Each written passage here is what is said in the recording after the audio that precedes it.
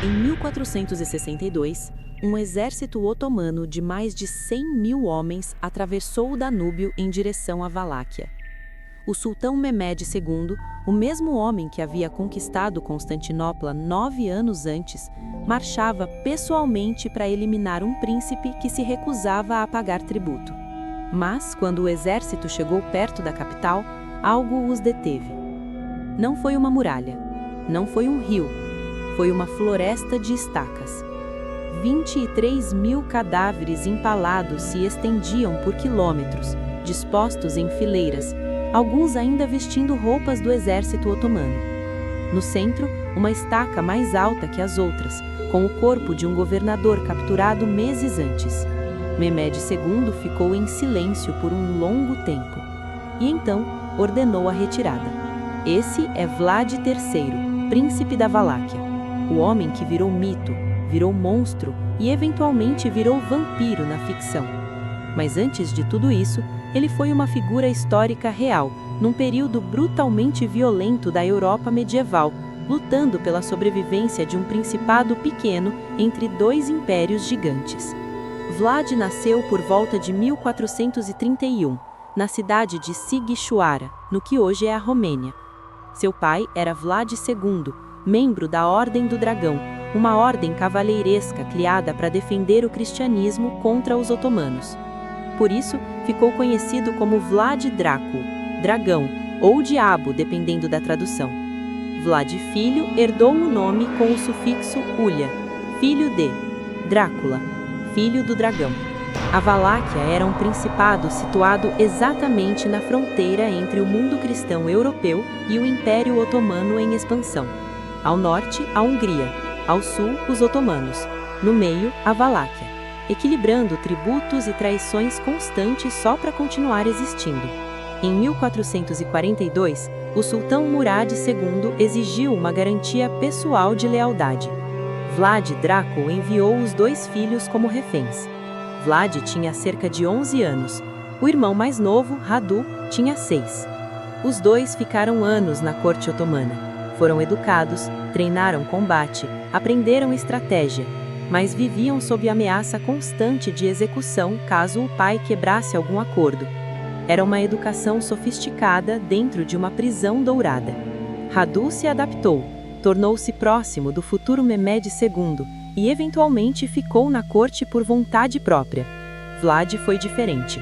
Observou, aprendeu e desenvolveu ali uma visão muito específica sobre traição, lealdade e punição.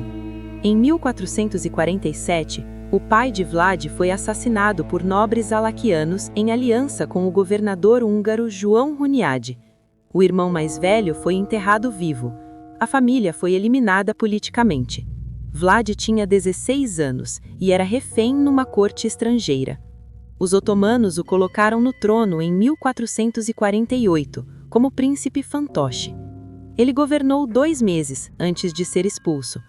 Passou anos em exílio, vagando entre cortes rivais, aprendendo política da forma mais brutal possível. Foi só em 1456 que retomou o trono com força real, com o apoio do mesmo João Hunyadi que havia matado seu pai, porque a política medieval funcionava assim. E agora no poder, Vlad começou a governar do jeito que havia aprendido, com mão de ferro e sem tolerância para traição. Uma das primeiras coisas que fez foi convocar os boiardos, a nobreza local, para um banquete de Páscoa, os mesmos que colaboraram com o assassinato do pai. Durante o banquete, mandou prender todos. Os mais velhos foram empalados. Os mais jovens foram forçados a construir uma fortaleza nas montanhas com as próprias mãos. A mensagem era clara: a nobreza não estava acima do príncipe. A empalação não era uma invenção de Vlad. Era uma prática que ele havia presenciado nos anos como refém na corte otomana. Mas ele a adotou e escalou de uma forma que nenhum governante europeu contemporâneo havia feito, de forma sistemática, como política de Estado. Ele empalava ladrões, funcionários corruptos, traidores, inimigos externos. Havia até uma hierarquia. A altura da estaca indicava o status do condenado. Quanto mais alto o cargo, mais alta a estaca. Se você está gostando dessa história, se inscreve no canal. É gratuito, ajuda muito e você não perde os próximos episódios. O governo durou até 1462, quando chegamos à cena do início do vídeo. Vlad havia parado de pagar tributo aos otomanos, atacado posições ao sul do Danúbio e matado o embaixador enviado para negociar. Estava declarando guerra a um império com recursos 100 vezes maiores que os seus. Quando Mehmed II atravessou o Danúbio, Vlad não tinha força para batalha aberta. Adotou guerrilha, envenenou poços, queimou aldeias que poderiam servir de suporte ao exército inimigo, incluindo aldeias valaquianas. Mandou doentes infiltrar o acampamento otomano e empalou os prisioneiros acumulados nos meses anteriores. A floresta de estacas funcionou. Mehmed recuou. Mas Vlad havia destruído o próprio país para isso. A nobreza, exausta, começou a mudar de lado.